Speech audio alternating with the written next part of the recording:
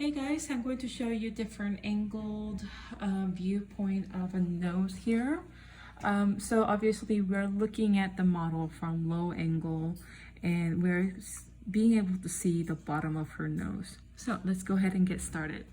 Before anything, always we need to find the center line. And if I was to take the tip of her nose to the center of her glabella, we're able to get this angle, right? So I'm going to go ahead and transfer that angle and draw that line. Pretty good. And because we are seeing it from low angle, there's a foreshortening here, which means I know the nose bridge is not that short, but it looks that short because it's really overlapped.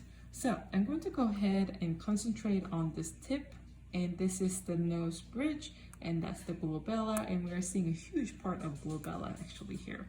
So let's go ahead and start with the tip of the nose, and I'm going to go ahead and round it up to get her nose tip, and I'm going to get the angle on the side,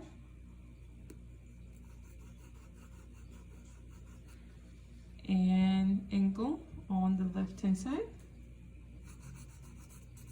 If you draw long enough, you don't really need to measure angles anymore because you will be able to register that automatically. But when you're learning how to draw, measuring angles will really help you getting the right proportion. All right, now I'm going to go ahead and measure the right side angle inward. That looks pretty good. And this one is not as angled, so I'm going to go ahead and draw that. That looks pretty nice. And if I was to draw an angle from tip of her nose to the middle here, you can also see it's slightly angled here. So that's the center of her nose here. Now let's go ahead and look at the ball of her nose, which is sticking out like so. So I'm going to go ahead and draw that there.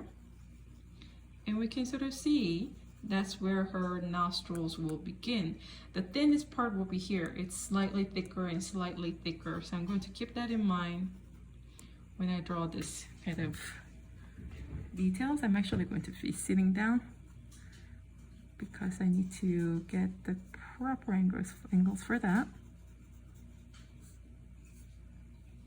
And it's pretty straight down to the right, and then it goes down, and you can see where the nostril wings and the ball all attached to the surface here. So we are seeing two different angles going backwards.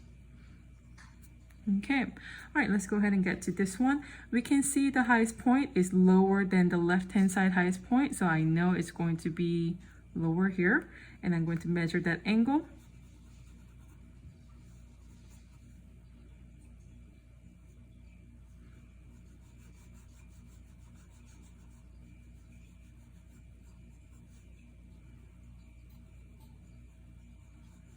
Just follow those angles. It looks wider than the left-hand side. All right, I think we are good to go from there. We can see the shadow. So we are going to try to capture that. That's going to help us define it better.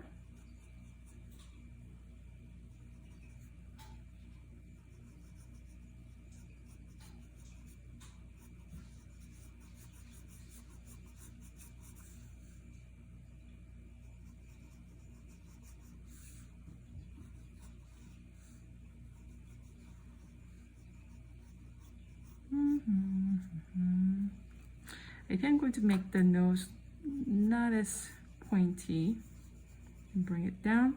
And I sort of see the detachment here, very light, and I'm just going to go ahead and erase those guidelines. All right, the bottom of the nose is done. I'm going to make that line happening here.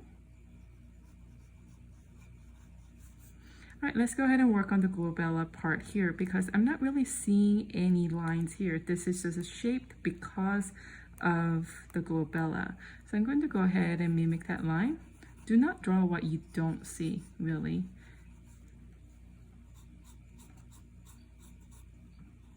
And that's all. That's all there is to it with nose bridge. And I sort of see the glabella happening here. And I'm going to go ahead and indicate the tear duct, which lines up pretty much center of it and it's tilted. So I'm going to go ahead and measure that. It's about here. And that's where her tear duct will be. It lines up with the glabella, so I'm going to go ahead and attach that. And again, it lines up. You know what? This is just an interesting angle. Oh man. Oh. Low battery. It was